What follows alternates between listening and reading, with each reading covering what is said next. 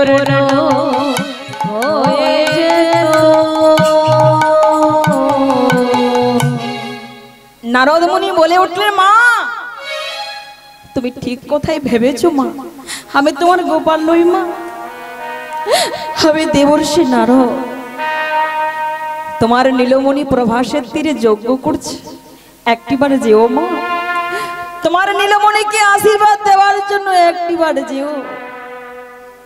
ওরে নারদ, আমার নীলমণি যজ্ঞ করবে, সেই প্রভাস এখান থেকে অনেক দূরের পথ, যাওয়ার ভাগ্য কি আমার হবে রে নারদ?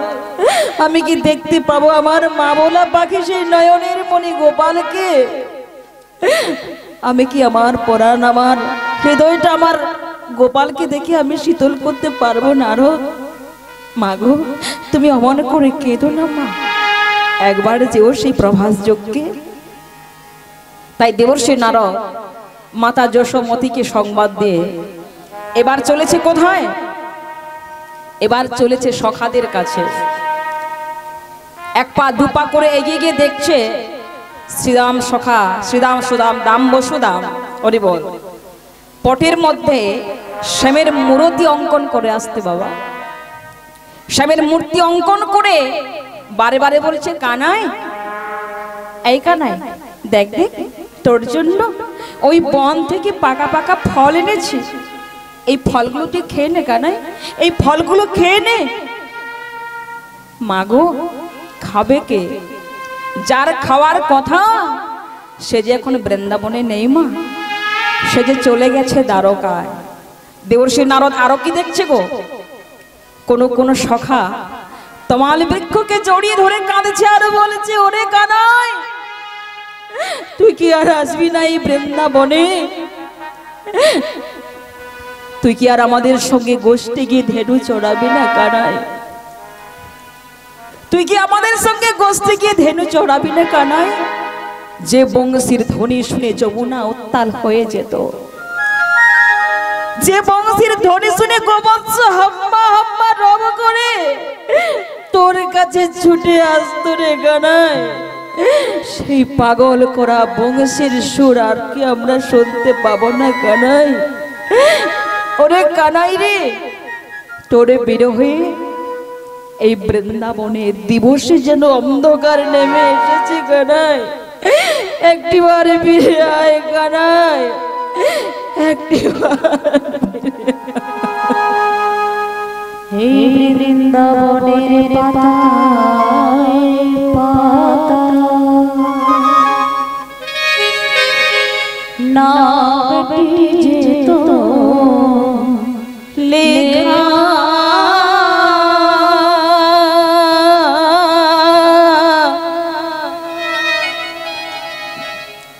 আবার কবে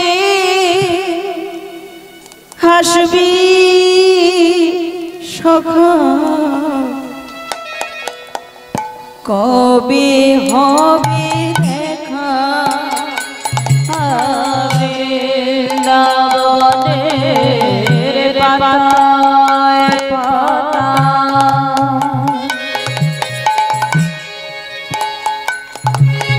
নামটি তোর লেখা,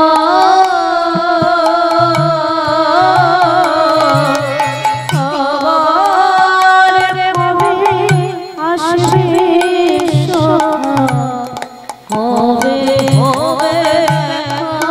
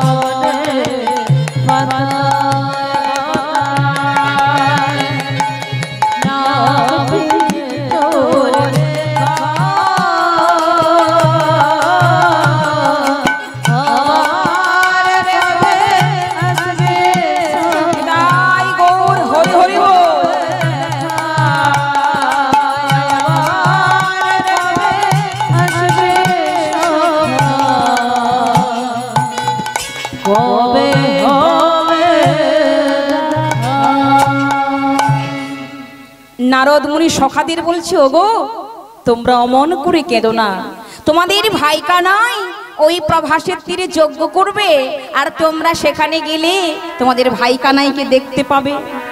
এই বলে দেবর্ষি নারদ সবাইকে সংবাদ দিয়ে চলে গেলেন। আর এদিকে সেই প্রভাস যজ্ঞে, নারদের মুখে প্রভাস যজ্ঞের বার্তা পেয়ে প্রেমময়ী শ্রীমতী রাধারানী, ললিতা, বিশাখা, চিত্রা, চম্পকলতা, ইন্দুরেখা, রঙ্গদেবী, তুঙ্গভদ্রা, বিদ্যা সুন্দর করে সেজে গুজে পসরার ডালিয়ে নিয়ে চলেছে প্রভাস যজ্ঞে। হরিবল হরিবল।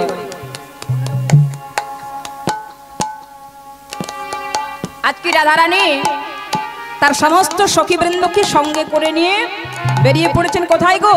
প্রভাস যজ্ঞে।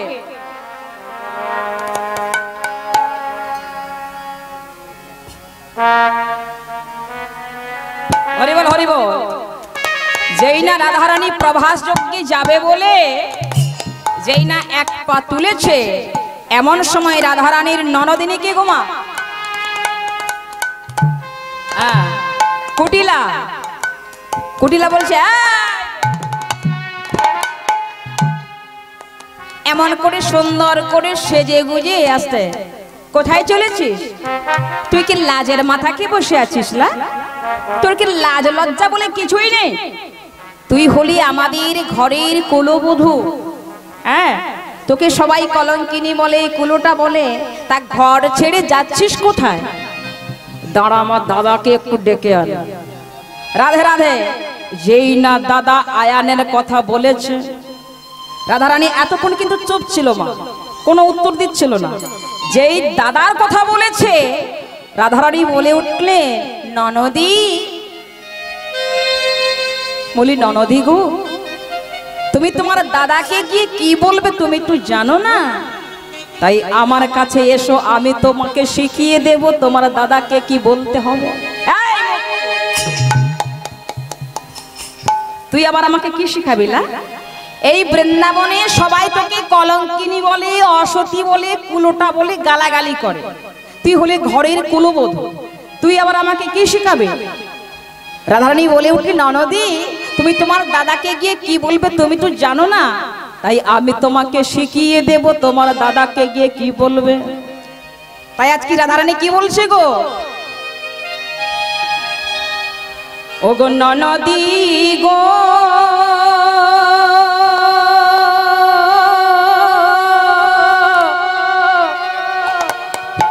ননদি ও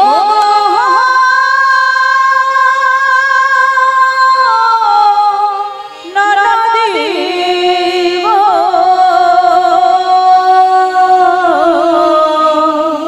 ও গো ননদি, ননদি গো, যা ফিরে যা ঘরে, ননদে ননদে ননদে গো, যা ফিরে যা ঘরে, ননদে ননদে ননদে গো, যা ফিরে যা ঘরে। ননদি, এই বৃন্দাবনের সবাই আমাকে কলঙ্কিনী বলে, কুলোটা বলে, হসতি বলে। ননদি, আমি তো প্রভাস যজ্ঞে চলে যাব, আমি কোনোদিনে তোমাদের কাছে আসব না ননদি। তাই এমন খারাপ কথা আর কোনোদিন শুনতে হবে না ননদি। ওগো ননদি, ঘুচল তোদের সকল জ্বালা, মুছিল কুলের কালি ঘুচল তাদের সকল জ্বালা মুছিল কুলের কালি কলঙ্কিনী রাই বলে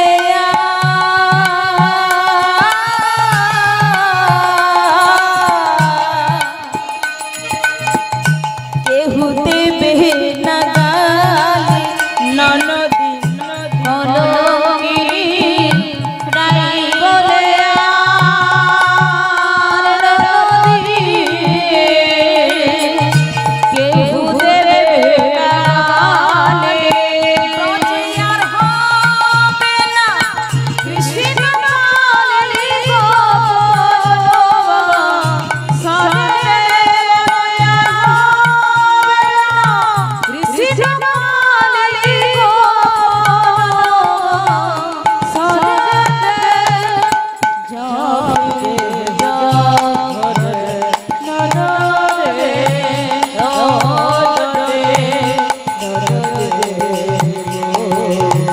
যাবে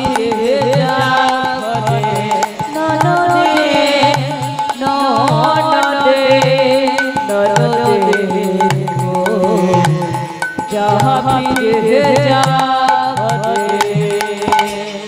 ননদী আমি যে তোদের ঘরের বউ ছিলাম ননদী আজ থেকে ভুলে যা ননদী আজ থেকে ভুলে যা ভুলে জানো রাধা তোদের ছিল কুলের বউ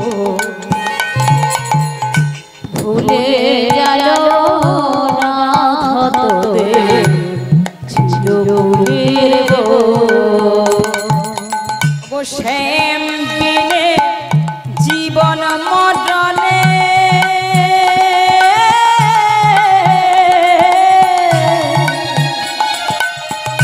বন্ধু নাই মুরগি ননদী শ্যাম বিনে জীবন মরণে ননদী ও নাই মরে ও জানে গেছে সেই অকুলের ঢেউলে করতে ছসরি আকুলি ঢুকুলে করতে যাবে যাবে নরদে নরদে নরদে যাবে যাবে নরদে নরদে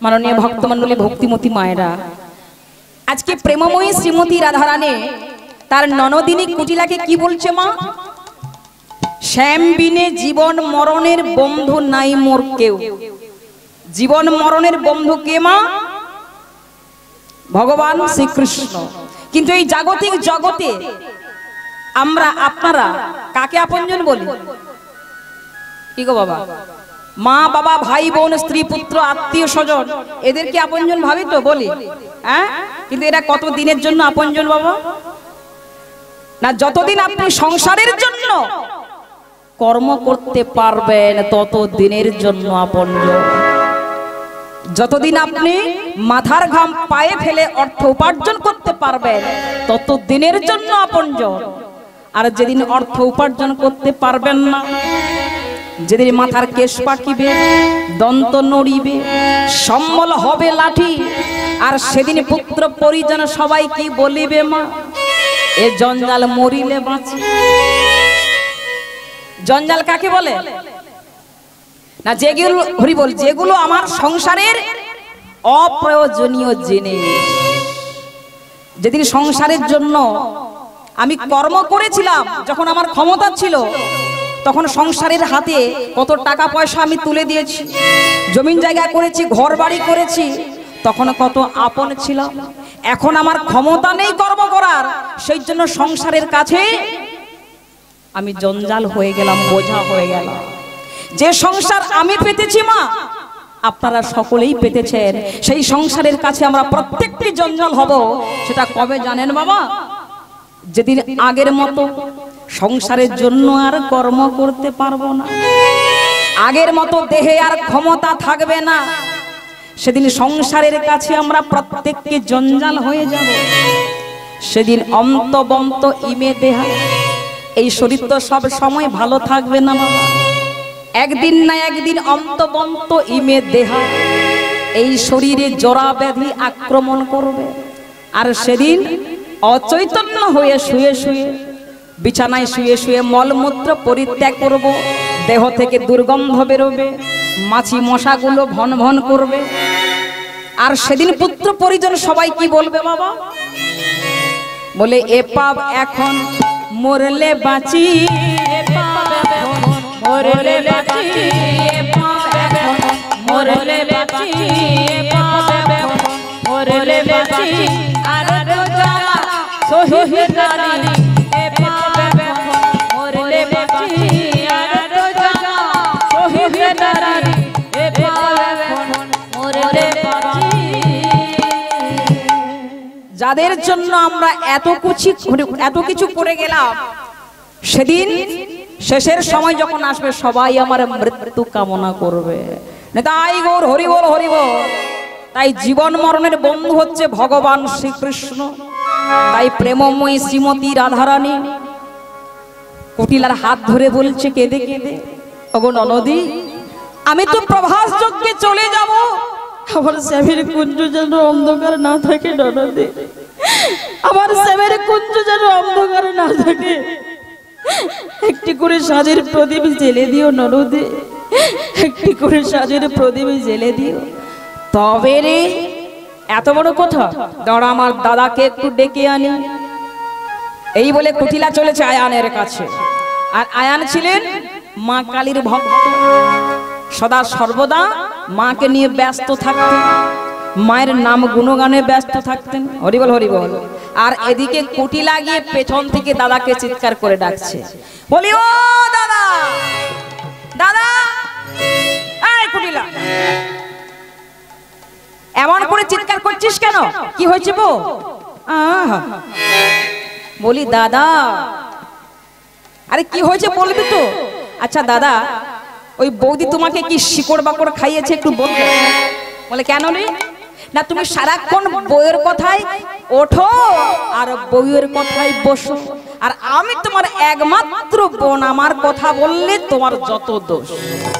এই কি হয়েছে বল? দাদা, বৌদি তোমাকে না জানিয়ে ওই কেলে ছোড়ার সঙ্গে দেখা করতে চলেছে ওই প্রভাস যজ্ঞে। ওই নারদের মুখে প্রভাস যজ্ঞের বার্তা পেয়ে ওই প্রভাসে চলেছে কেলে ছোড়ার সঙ্গে দেখা করতে। আচ্ছা কুটিলা, এই কুটিলা এদিকে। আচ্ছা আমার বউয়ের নিন্দা ছাড়া কি তোর মুখে একটিবারে ভালো কথা আসে না? হ্যাঁ, আরে আমার বউয়ের নিন্দা ছাড়া কি তোর মুখে একটাও ভালো কথা আসে না? দাদা, আমার কথা যদি না তোমার বিশ্বাস হয়, আমি তোমার একমাত্র বোন, বলি একবারে গিয়ে দেখো গো দাদা, একবারে গিয়ে দেখো গো দাদা, একবারে গিয়ে দেখো গো দাদা, একবারে গিয়ে দেখো গো দাদা, তোমার প্রেমময়ী রাধা একবারে গিয়ে দেখো গো দাদা, তোমার প্রেমময়ী রাধা একবারে দেখো গো দাদা, তোমার প্রেমময়ী রাধা একবারে দেখো গো দাদা। আমার কথা মানছে না গো, তোমার প্রেমময়ী রাধা আমার কথা মানছে না, তোমার প্রেমময়ী রাধা আমার কথা মানছে। একবারে দেখো গো দাদা, একবারে দেখো গো দাদা, একবারে দেখো গো দাদা। এই কুটিলা, যদি তোর কথা সত্যি হয়, এই মায়ের ওষি আমি হাতে তুলে নিলাম, এই ওষি দিয়ে আমার রাধারানীকে দ্বিখণ্ডিত করব। আর যদি তোর কথা মিথ্যে হয় রে কুটিলে, তোর একদিন কি আমার একদিন, হ্যাঁ, তোকে আমি দ্বিখণ্ডিত করে মায়ের চরণে আমি উৎসর্গ করব। এই বলে আয়ান ক্রোধে রাগে গড়গড় করতে করতে যাচ্ছে। ক্রোধেতে আয়ান হয়ে কম্পমান, ক্রোধেতে আয়ান হয়ে কম্পমান, ক্রোধেতে আয়ান হয়ে কম্পমান, অপমান রোধে আয়ান হয়ে মায়ের বসি তুলে নিল হাতে, তুলে নিল হাতে, তুলে নিল হাতে, তুলে নিল হাতে, কাঁপিতে কাঁপিতে দাঁড়ালো আসিয়া কুটিলার সম্মুখে, কাঁপিতে কাঁপিতে দাঁড়ালো আসিয়া কুটিলার সম্মুখে। এই কুটিলা, এই দেখ, এই দেখ ওসি নিয়ে এসেছে, এই দেখ ওসি নিয়ে এসেছে, এই দেখ ওসি নিয়ে এসেছে, এই দেখ ওসি নিয়ে এসেছে, আমার রাধা রানীর প্রাণ নাসিব, এই দেখ ওসি নিয়ে এসেছে, রাধা রানীর প্রাণ নাসিব, এই দেখ ওসি নিয়ে এসেছে। কাঁপিতে কাঁপিতে দাঁড়ালো আসিয়া কুটিলার সম্মুখে, কাঁপিতে কাঁপিতে দাঁড়ালো আসিয়া কুটিলার সম্মুখে।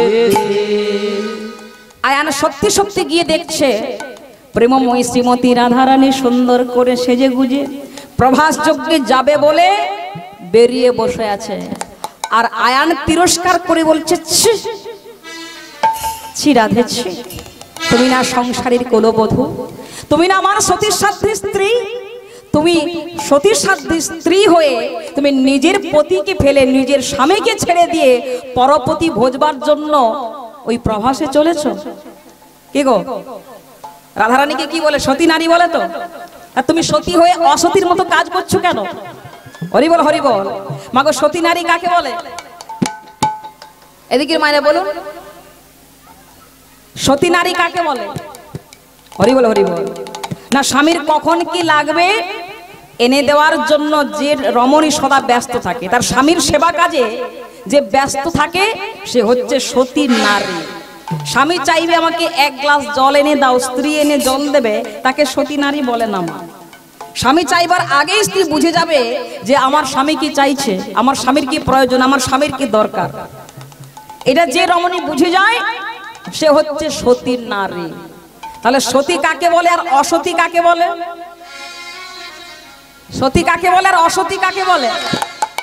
বলে তারাই সতী, তারাই সতী, তারাই সতী, তারাই সতী, তারাই সতী, তারাই সতী, তারাই সতী, তারাই সতী, যারা ভজে দুই পতি, তারাই সতী, তারাই সতী, যারা ভজে দুই পতি, তারাই সতী, তারাই সতী, যারা ভজে দুই পতি, তারাই সতী, তারাই সতী, যারা ভজে তাই গৌর হরি হরি বল। তারাই সতী, তারাই সতী।